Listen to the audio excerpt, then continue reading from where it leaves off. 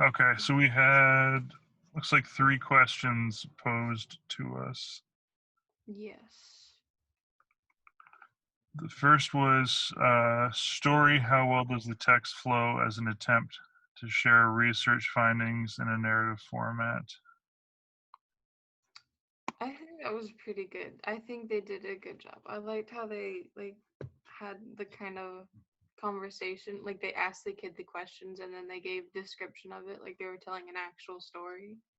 Yeah, My one complaint though was the super long commercial in the middle, or like the three commercials like all lined up together. They should have like maybe even those out a little bit because like I didn't know what was happening then. I was like, are we going back or is this just the end? yeah. There are some podcasts I listen to where they just cram it all at the beginning so you get them over with. Yeah, that would have been smarter too, because like they had this super long break. They ended it on like a note, and then they came back, and you don't know if the person's gonna remember what you last said or not. Yeah. But in terms of flow, I don't know, sometimes I don't like that broken narrative where I just want to hear the story uh, Yeah. just from the perspective of the kid. Um, I mean, there's really 3 people sharing there's 2 people sharing their stories. There's the retired lawyer who goes out and finds the kids, and then there's the kid himself. And then Malcolm is sort of there, just kind of moderating and moving the narrative along. Um, and I thought he was pretty. I didn't really detect any bias on his part, uh, but every now and then he would repeat what the kid just said, or right before the kid said it, and he would put a little more emphasis on the words than what the kid actually brought. Yeah, dramatizing it a little bit. Yeah. But yeah, he interspersed them. I guess that's how he wove them.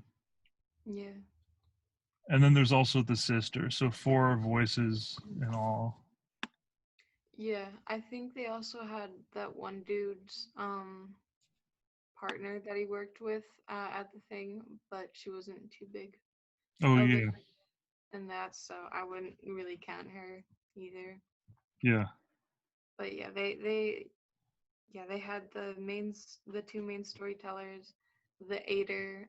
I feel like the guy was kind of used the lawyer dude. He was kind of used as like the truth teller because like if the kid said something, he would go back through it and then he's describing it. yeah. Okay, what's the next question? Were any voices missing that would have strengthened the story? I don't think so. He brings up a few examples of other people's stories. We don't hear from them directly.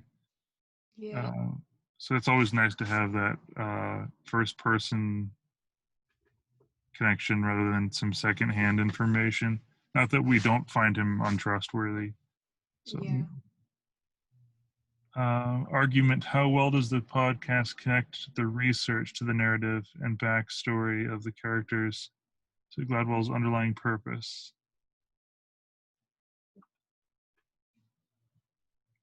Um, I think they did pretty well. They brought up a lot of things that were like important to the story, but I don't know. There is this one bit in it that kind of like I don't know why they added it. It feels like the only point of adding it was to like make you feel pity for the kid. It was when they were like asking about where his mom is now. Yes. He kind of sounded reluctant to say like she was in prison, and like he didn't really want to talk about that, which like I mean I get that, like, and where his mom is at the current moment in time doesn't really matter to the point they're trying to make with the podcast, which is that they don't like have the same opportunities, and this does like the timeline in which the mom is in prison like doesn't line up with the timeline in which he had the opportunities taken away from him. Mhm. So like why add it if he doesn't really sound comfortable with it and if it's not important to like the point you're trying to make? Yeah. Let me see here. I do kind of wish there was a little more information, like just hard stats.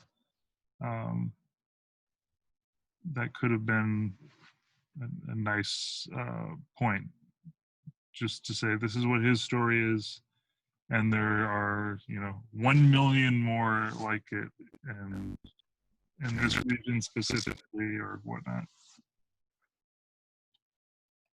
Yeah, more subjects, instead of just this one kid's point of view. Yeah. Production. How well does the pace, tone, and sequence of the technical elements support the storytelling?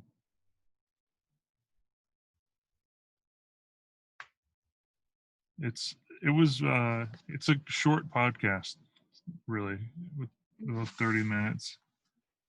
So it has a nice pace. I wasn't getting lost at any time. Yeah. And the tone was matter of fact rather than positive or negative. Uh, every now and then, though, I would hear that music that was super emphasizing, Yeah, yeah. uh, which it didn't really bug me that much. Sometimes I'll watch a really bad show or a movie, and it's just music, and there's nothing else going on.